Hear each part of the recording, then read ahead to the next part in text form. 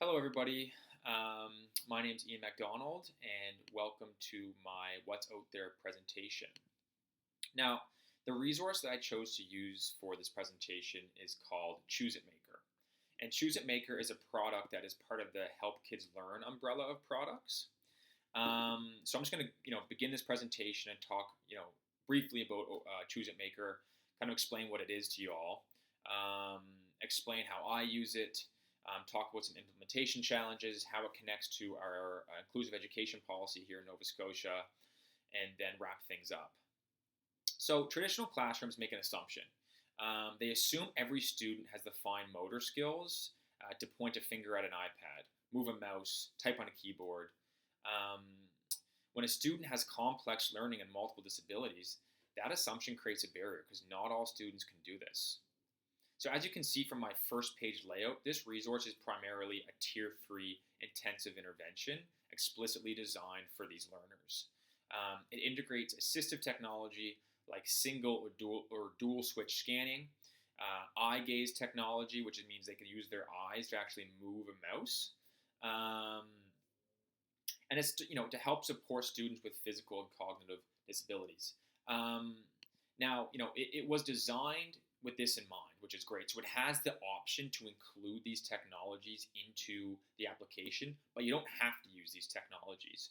The main part that I used Choose It Maker for was customizing authentic and relatable learning experiences for our diverse learners. So I found out about this application during the New Learning Center PD that I attended this year, and I used it mainly to support 3 grade 1 students with autism this year. Now, what's really great about this application is it's customizable, right?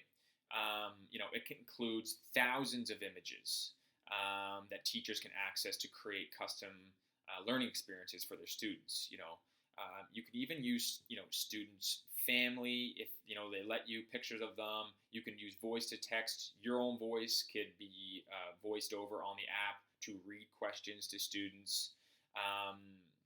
And it's very user-friendly and easy to use, right? So it's fully customizable. You can include characters, stories, personal details of your students that you're using it for. Like I said, it is for students, with some complex needs like autism, maybe a global developmental delay, intellectual disabilities. But I also think that it can be used to support all students in the classroom, especially early elementary. Because you could, just have other students work on letter identification or number identification or whatever it may be there, so that, our diverse learners don't feel like they're doing something different than others. Now, it does fall within the MTSS, as a Tier 3 resource because it's so customizable. I mainly used it to align with IPP goals and individual, learning goals for students. Now, they can work on, functional skills, life skills, routine skills. For example, I used it to help a student become familiar with, hand washing routines, and also academic goals as well. Like number identification, letter identification, number ordering, and things like that for our diverse learners as well. Now, it's really in line with UDL, right? It's built on this UDL principle of providing multiple means of engagement, multiple means of representation, and multiple means of action and expression, right? Katie Novak states that educators must design flexible pathways for all students to learn, and Choose It Maker is one pathway. Now, I mainly used it for customization of specific learning goals for students on IPPs, right? So, let's talk about specifically with behavior and how it can change behavior. So, students can work on identifying specific emotions that help with, with the help from visuals. They can try to work on the correct response given a situation. So, for example, if you are upset, you could A, ask for a break, B, take belly breaths, etc., and they can kind of choose that. You can help with emotional regulation because you can design, morning check-in boards, and customize that to the student. Maybe the students, you can take pictures of the student with a happy face or a frowny face or a tired face to see how they feel, right? The program engages our diverse learners and, uses an iPad in the classroom. And I've even seen students, be so excited to use it that it can even be used as a reward for these students.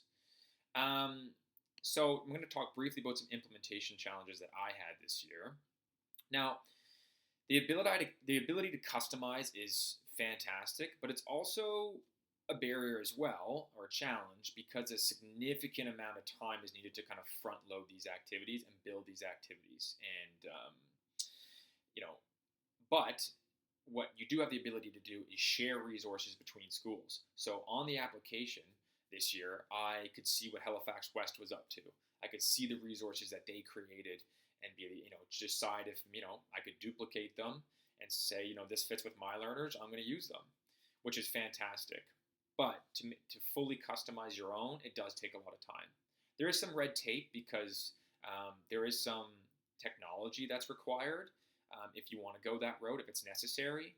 And, also there could be some budgeting issues as well because this technology is expensive. And then there could be a training disconnect. So, if just the classroom teacher is trained on this, it's important that all adults are trained on this, not just one. Because if the one adult who's trained on it isn't there, this could, prevent some students from accessing this technology. So, again, I'm going to emphasize that this technology is fantastic for creating, customizable learning experiences and learning opportunities for students with diverse learning needs that are in line with their own IPP goals. Now, please peruse this Google Sites as it has a lot of important information related to this. And thank you for listening to my presentation today.